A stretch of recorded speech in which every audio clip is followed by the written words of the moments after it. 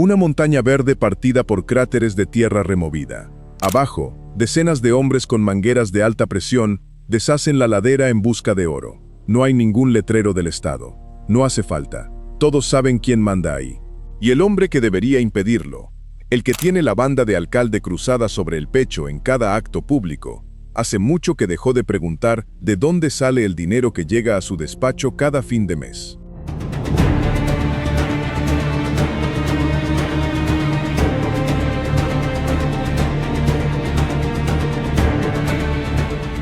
Esta es la historia de un cantón minero del sur de Ecuador, de una banda que convirtió el oro en su negocio más rentable, y de la autoridad local que decidió no interponerse. Vas a entender cómo una alcaldía, con presupuesto público y funcionarios de carrera, terminó funcionando como una oficina más de una estructura criminal que factura millones de dólares al mes.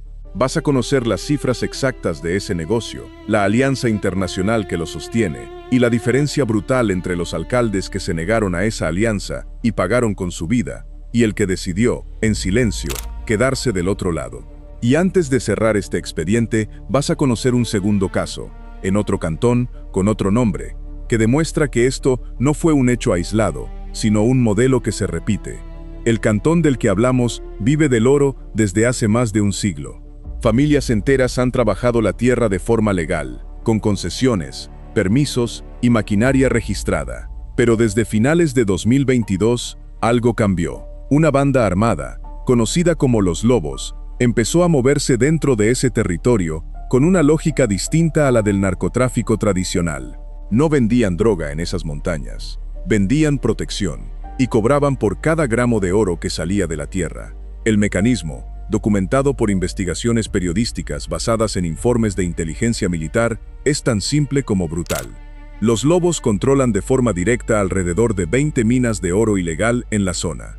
A eso se suma la extorsión sistemática a más de 30 concesiones mineras legales, obligadas a pagar lo que en la jerga local se conoce como vacuna, y a cada minero informal que quiere entrar a trabajar se le cobra una cuota de entre 300 y 900 dólares, como si fuera una acción de la empresa.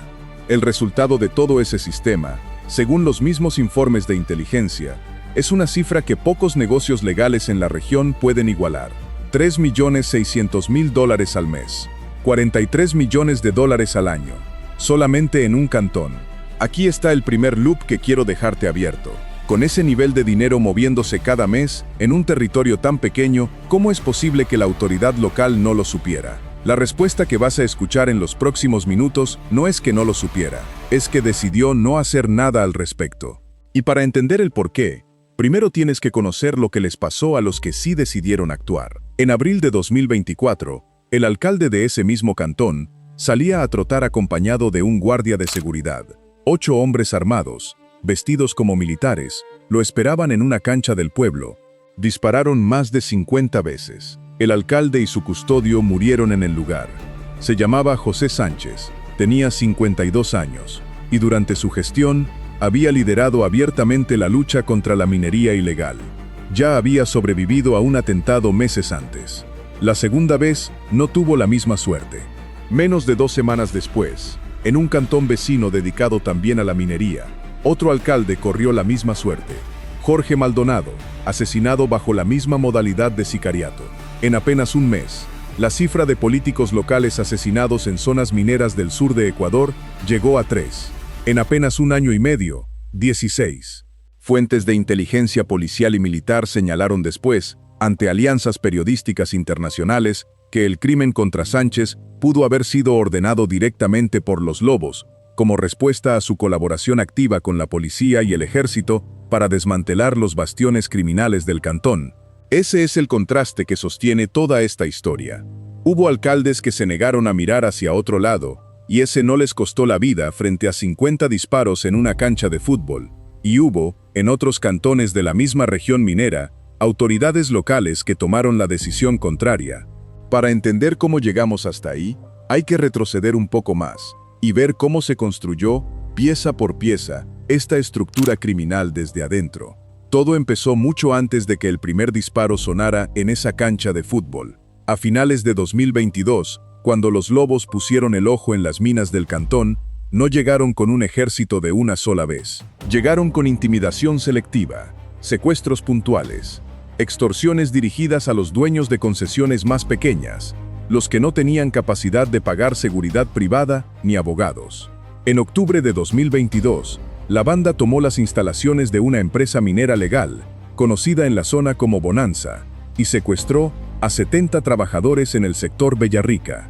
No fue un hecho aislado, fue una demostración de fuerza, calculada para que se corriera la voz entre el resto de las concesiones. Nadie estaba a salvo, ni siquiera los que operaban dentro de la ley. 2 meses después, en diciembre de 2022, la misma empresa volvió a sufrir la retención de otros 45 trabajadores.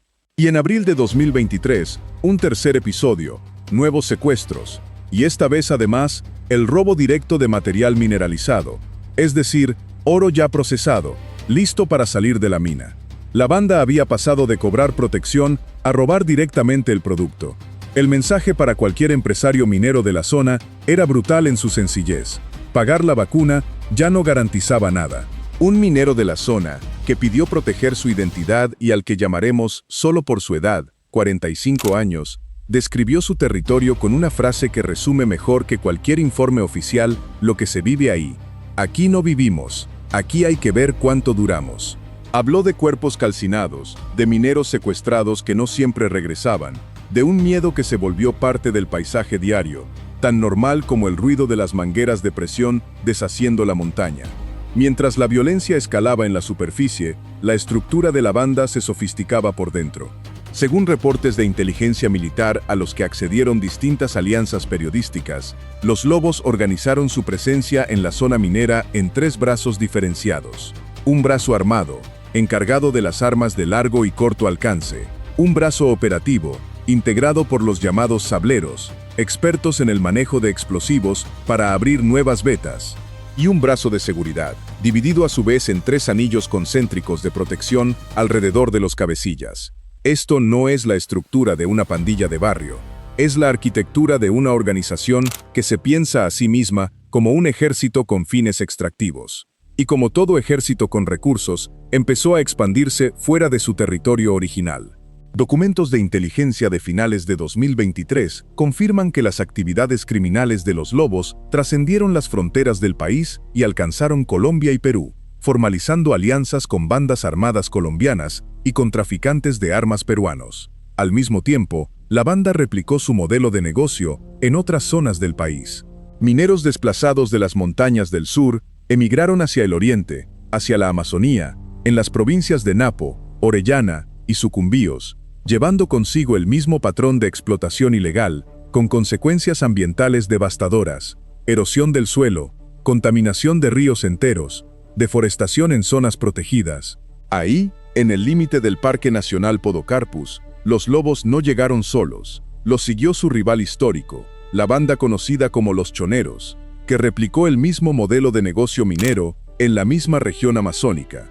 2 estructuras criminales, enemigas declaradas en el negocio del narcotráfico urbano, compitiendo ahora también por el control del oro en territorio selvático, cerca de comunidades indígenas shuar que hasta entonces habían vivido con un ritmo de vida completamente ajeno a esta guerra. Uno de esos poblados, conocido como Kim, empezó a convivir con algo que nunca había estado en su horizonte: el miedo a alzar la voz por temor a represalias directas contra sus líderes. Aquí, quiero abrir un segundo frente de esta historia, porque el oro que sale de estas montañas no se queda circulando en la economía local.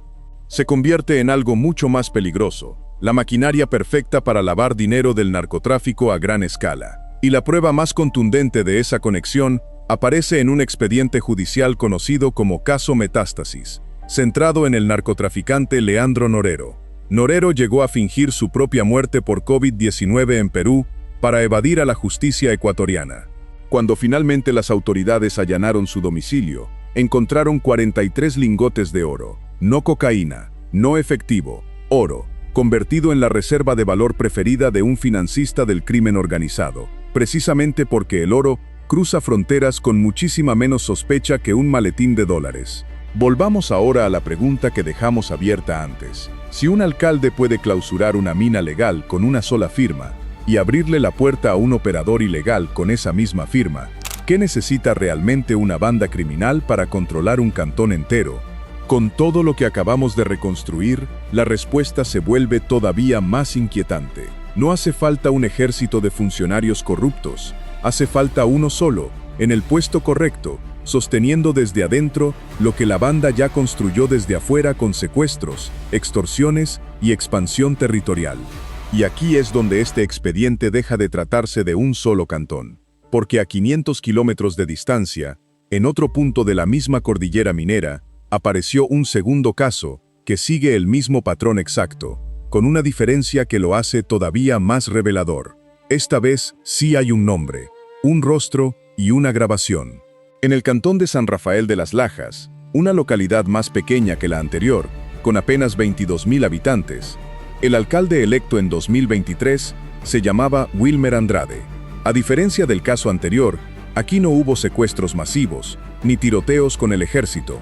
Aquí el mecanismo fue más silencioso, y por eso mismo, más difícil de detectar durante casi 2 años.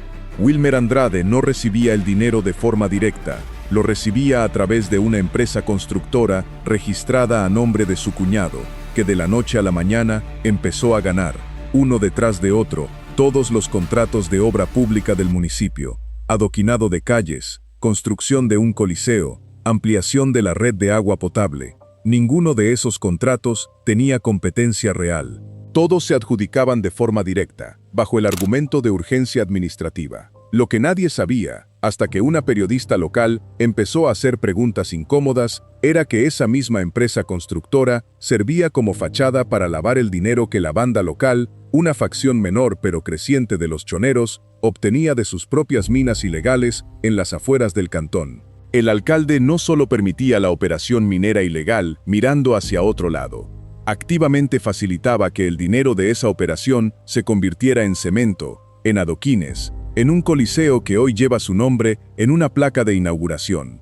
La periodista que destapó el caso, que por seguridad se mantiene en el anonimato hasta el día de hoy, empezó a investigar después de notar algo que a simple vista parecía menor.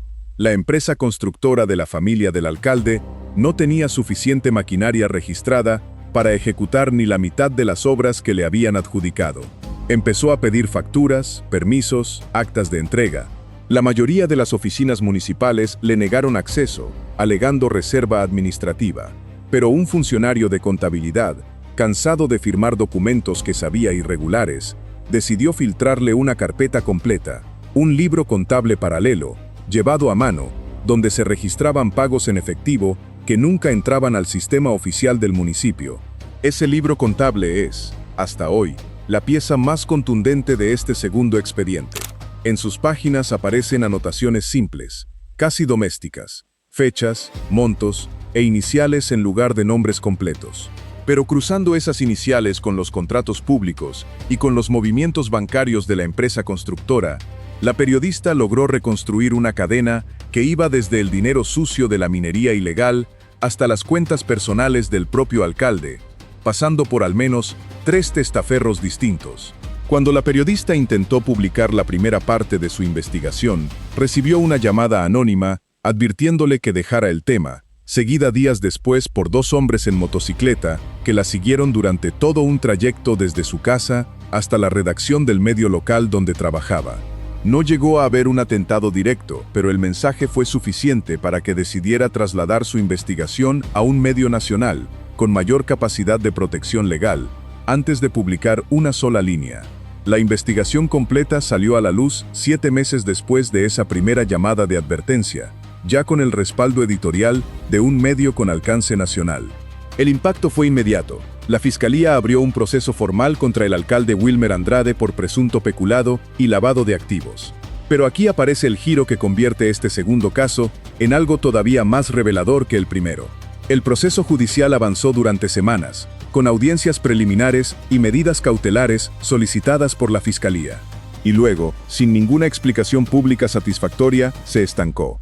Testigos clave empezaron a retractarse de sus declaraciones. El funcionario de contabilidad que había filtrado el libro contable original renunció de forma abrupta a su cargo y se mudó de provincia sin dejar contacto.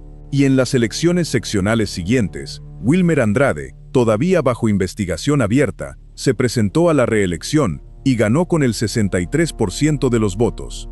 Ese resultado electoral no es un detalle menor dentro de este expediente. Es, quizás, la revelación más incómoda de las dos historias que hemos reconstruido hoy. Porque mientras en el primer cantón la complicidad institucional se sostuvo en el silencio y el miedo, en San Rafael de las Lajas se sostuvo, además, en algo mucho más difícil de combatir: el respaldo activo de una parte de la población que prefirió las calles adoquinadas y el Coliseo nuevo antes que hacer preguntas sobre de dónde salió el dinero para construirlos. Es momento de cerrar los loops que dejamos abiertos a lo largo de todo este expediente. El primero: ¿cómo no supo la autoridad local del movimiento de $3.600.000 mensuales en su propio territorio? La respuesta es que sí lo supo. La pregunta nunca fue si lo sabía. Fue de qué lado decidió estar sabiéndolo, mientras la misma estructura crecía a su alrededor con secuestros, capturas de mina tras mina y una expansión que terminó abarcando 7 provincias del país. El segundo loop: ¿qué necesita una banda criminal para controlar un cantón entero? Necesita, como vimos en los dos casos reconstruidos hoy, mucho menos de lo que imaginamos. A veces necesita una firma silenciosa que mira hacia otro lado. Otras veces necesita además un coliseo con una placa de inauguración y una comunidad dispuesta a mirar hacia otro lado también, a cambio de asfalto nuevo. La noche de la reelección, la plaza central de San Rafael de las Lajas se llenó de música y fuegos artificiales, frente al mismo coliseo que había servido de vitrina para la obra pública financiada con dinero de la minería ilegal. Wilmer Andrade subió al escenario con la banda de alcalde puesta, agradeció a su pueblo por la confianza renovada y prometió, ante cientos de personas, más obras para los próximos 4 años. Nadie en ese escenario mencionó la investigación fiscal todavía abierta. Nadie preguntó, esa noche, de dónde saldría el financiamiento de las próximas promesas de campaña. La periodista que había destapado el caso observó la celebración desde su casa, a través de un enlace en vivo transmitido por redes sociales locales. Había recibido, apenas unas semanas antes, una segunda advertencia informal, esta vez a través de un mensaje anónimo que llegó al correo institucional del medio para el que trabajaba. Decidió no detenerse. Publicó, días después de la reelección, una segunda entrega de su investigación, esta vez centrada en los movimientos bancarios de 2 concejales que habían votado sistemáticamente a favor de cada contrato de obra pública cuestionado. Del funcionario de contabilidad que había filtrado el libro contable original, no se volvió a saber nada durante casi un año. Circuló, en ese tiempo, una versión no confirmada de que se encontraba trabajando en una ciudad fronteriza bajo otro nombre. Volvió a aparecer, brevemente, en un expediente judicial distinto, como testigo protegido en una causa relacionada con otro municipio de la misma provincia, lo que sugiere que el patrón que ayudó a destapar en San Rafael de las Lajas no era exclusivo de ese cantón.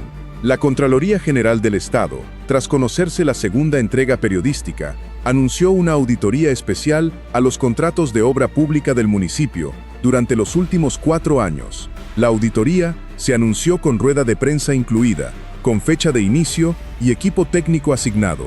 8 meses después, el informe seguía catalogado como en proceso, sin fecha estimada de conclusión, mientras la administración municipal continuaba adjudicando nuevos contratos bajo las mismas figuras de excepción que ya habían sido cuestionadas públicamente. Comparado con el primer cantón minero de este expediente, el caso de San Rafael de las Lajas revela una estrategia de captura institucional distinta y, en cierto sentido, más difícil de combatir.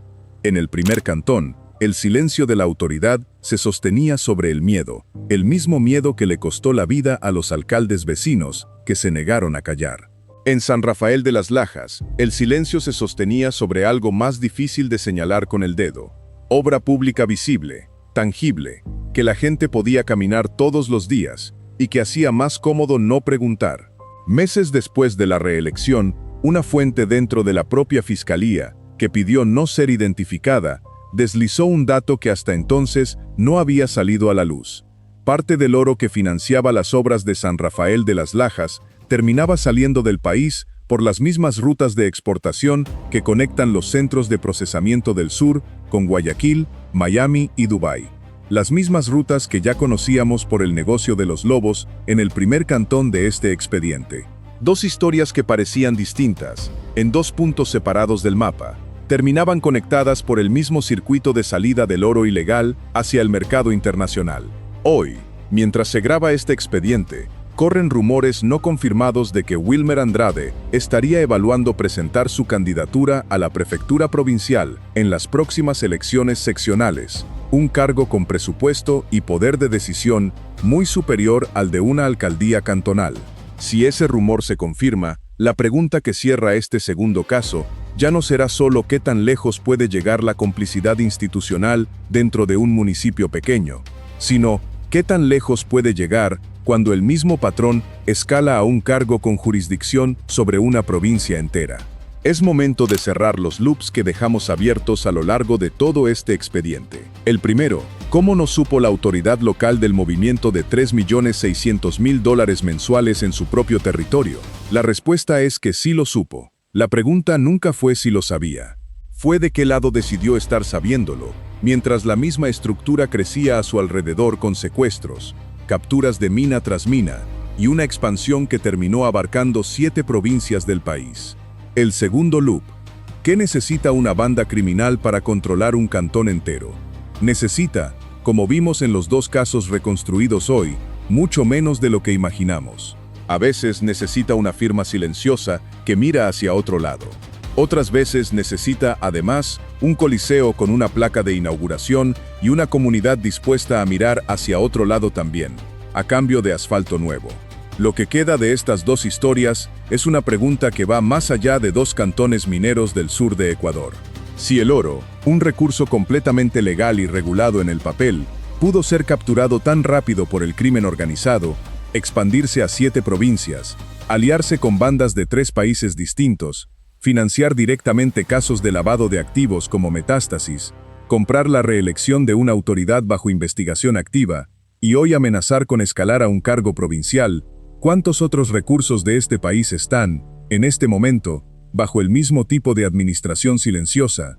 Este expediente no tiene esa respuesta completa. Lo que sí tiene son dos lecciones incómodas, una al lado de la otra. Los héroes de esta historia, los que dijeron que no, ya no están para contarlo. Y los que dijeron que sí, unos siguen gobernando en silencio, y otros, como en San Rafael de las Lajas, fueron premiados con más votos que nunca, y podrían, pronto, pedir todavía más poder. Este es solo un archivo dentro de un sistema mucho más grande de corrupción institucional que atraviesa aduanas, minas, cárceles y gobiernos locales en distintos puntos de la región. Si quieres que sigamos abriendo estos expedientes uno por uno, suscríbete al canal y activa la campana. Y déjanos en los comentarios, ¿qué institución crees que deberíamos investigar a continuación? Nosotros ya tenemos el siguiente caso sobre la mesa, solo estamos esperando a saber cuál abrir primero. Lo que queda de estas dos historias es una pregunta que va más allá de dos cantones mineros del sur de Ecuador. Si el oro, un recurso completamente legal y regulado en el papel, pudo ser capturado tan rápido por el crimen organizado, expandirse a 7 provincias, aliarse con bandas de 3 países distintos, financiar directamente casos de lavado de activos como Metástasis, y además comprar la reelección de una autoridad bajo investigación activa, ¿cuántos otros recursos de este país están, en este momento, bajo el mismo tipo de administración silenciosa? Este expediente no tiene esa respuesta completa. Lo que sí tiene son dos lecciones incómodas, una al lado de la otra. Los héroes de esta historia, los que dijeron que no, ya no están para contarlo. Y los que dijeron que sí, unos siguen gobernando en silencio, y otros, como en San Rafael de las Lajas, fueron premiados con más votos que nunca. Este es solo un archivo dentro de un sistema mucho más grande de corrupción institucional que atraviesa aduanas, minas, cárceles y gobiernos locales en distintos puntos de la región. Si quieres que sigamos abriendo estos expedientes uno por uno, suscríbete al canal y activa la campana. Y déjanos en los comentarios qué institución crees que deberíamos investigar a continuación. Nosotros ya tenemos el siguiente caso sobre la mesa. Solo estamos esperando a saber cuál abrir primero.